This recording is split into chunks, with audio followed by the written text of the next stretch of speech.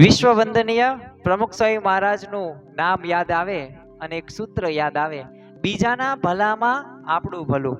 આ કંઈક સૂત્ર કહેવા ખાતર કે સારું લગાડવા માટે નહીં, પરંતુ વાસ્તવિક એમના 96 વર્ષના કાર્યકાળ દરમિયાન એમને જે પોતે જે જીવન જીવ્યા છે ને, આ જીવન ઉપરથી આપણને ખ્યાલ આવે કે ખરેખર 7.5 લાખ પત્રો, 2.5 લાખો વ્યક્તિગત મુલાકાતો, લાખોના ઘરે પધરામણી, 1100 થી વધુ મંદિરો, 1000 કરતા વધુ સંતોની ભેટ અને પાછા સંસ્કાર ધામો અને અલગ અલગ પ્રકારની બાળ પ્રવૃત્તિ, સામાજિક પ્રવૃત્તિઓ જે 150 કરતા વધુ, અને દેશ અને પ્રદેશની અંદર ઈ બાળકોની અંદર, ઈ શિશુની અંદર, યુવકોની અંદર, ઈ ગૃહસ્થના જીવનની અંદર શાંતિ વ્યાપ્ત થાય, એમનું એક જીવનનો એક મેન ઉદ્દેશ હતો.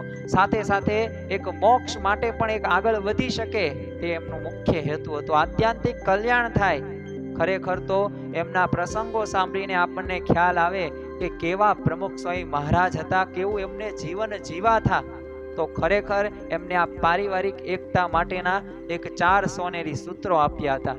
આ 4 સોનેરી સૂત્રો, આ 4 સૂત્રોની અંદર જો આપણે આપણું જીવન એક થોડુંક સાંકળવાનો પ્રયત્ન કરીએ ને, તો વાસ્તવિક આપણા ઘરની અંદર પણ શાંતિ પ્રાપ્ત થાય.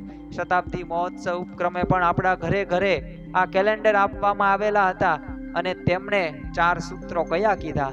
તો પ્રથમ જ સૂત્ર કીધું સત્સંગ. સત્સંગ એટલે શું? સહારાનો સંગ, સંતનો સમાગમ, જેનાથી આપણામાં રહેલા જે દુર્ગુણો છે, જે સ્વભાવો છે, આ સ્વભાવો પોતે ઓછા થાય અને આપણે પ્રકૃતિમાંથી મુક્ત થઈને એક શાંતિ તરફ પ્રેરિત થઈએ. બીજો તેમને સોનેરી સૂત્રનો ઉપાય આપ્યો હતો, અને એ હતો સબ દર્દો કી એક દવા ઘર સભા. મને માથું દુખે ને, તમને પેટમાં દુખે, તો આપણે દવા લેવા જઈએ ને, તો માથાની પણ અલગ હોય, પેટની પણ અલગ હોય, આંખોની પણ અલગ હોય, કાનની પણ અલગ હોય. દરેક દર્દની અલગ અલગ દવા આપવામાં આવે છે. પરંતુ અહીંયા તો પ્રમુખ સ્વામીમાં જે શું કીધું? તમારે આધ્યાત્મિક પ્રશ્ન છે? તમારે શું વ્યવહારિક પ્રશ્નો છે? શું ઘરમાં ઝઘડા થાય છે? શું તમારે કોઈ ધંધા ક્ષેત્રની અંદર પ્રશ્નો છે? અરે કોઈ પણ ક્ષેત્રની અંદર પ્રશ્ન હોય તો દરેક પ્રશ્નનું એક સમાધાન, એક જ દવા, એટલે કે ઘર સભા. ઘર સભા એટલે કે પ્રમુખ સ્વામી મહારાજ કહેતા, ઘર સભા એટલે શું? તો ઘરના સભ્યો બધાય ભેગા થઈને ઈ સત્સંગનું વાંચન કરે. આપણે જે પણ ધર્મ કે સંપ્રદાયને માનતા હોય, તો એ દરેક સંપ્રદાય કે ધર્મના જે પુસ્તકો હોય, આ પુસ્તકોનું વાંચન કરે. હળવી થોડીક ગોષ્ઠી થાય, પ્રશ્નોના થોડાક વિમર્શ થાય, છેલ્લે રમત પણ રમાડાય, અને ધૂન, પ્રાર્થના અને એક પ્રસાદી દ્વારા છૂટા પડે, અને ઘર સભા કહેવાય. બીજો ઉપાય આ. ત્રીજો ઉપાય પ્રમુખ સ્વામી મહારાજ જણાવે છે કે એકબીજાને સમજવાની કોશિશ કરવી. આજે કોઈને સમજવાની તૈયારી જ નથી. આજે દરેકને એવું જ લાગે છે કે હું જ કંઈક વિશેષ છું, અને મને જ તે બધું ખબર પડે છે, મારી જ સલાહ તમે લ્યો. તમે કયો તે ખોટું, હું કહું તે સાચું. તમારા વર્ષોના અનુભવ તમારી પાસે રાખો. માતા પિતા તો અમુક વાર એમ પણ બોલે છે, તારી કરતા વધુ દિવાળી મેં જોઈ છે. એવું જ બસ આપણે એમ કહીશું કે તમે ભલે દિવાળી વધુ જોઈ, પણ તમને કઈ ફોન ઘુમાડતા નથી આવડતું, તમને ટેકનોલોજી નથી આવડતી. તમારા કરતા વધુ મારી પાસે જ્ઞાન છે, આવડત છે. અરે તમે જેટલા પૈસા કમાયા ને આખી જિંદગી, એ તો મેં 1 વર્ષમાં કમાઈ નાખ્યા. એટલે તમારે તો મને સલાહ દેવાની જ નહીં.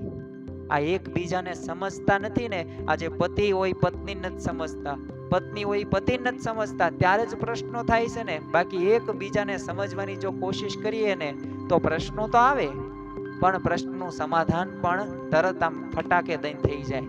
તો એકબીજાને સમજવાની કોશિશ કરવી. ચોથો ઉપાય પ્રમુખ સ્વામી મહારાજ જણાવે છે, અને પ્રમુખ સ્વામી મહારાજ શું કહે છે? મોટું મન રાખો. હવે મોટું મન રાખો એટલે જે આપણું માન રહ્યું એ આપણે સાઈડમાં મૂકવાનું છે, એમની માફી માંગવાની છે, અને માફ કરી દેવાના છે.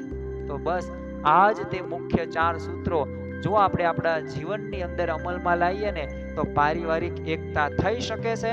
આ પ્રમુખ સ્વામી મહારાજના શબ્દો છે, પ્રમુખ સ્વામી મહારાજના વચનો છે. તો એમના વચનમાં વિશ્વાસ રાખીને દરેકે આ 4 ઉપાયોનો એક પ્રયોગ તો કરી શકાય. પ્રયોગ કરશો, પરિણામ પ્રાપ્ત થશે. મળીએ.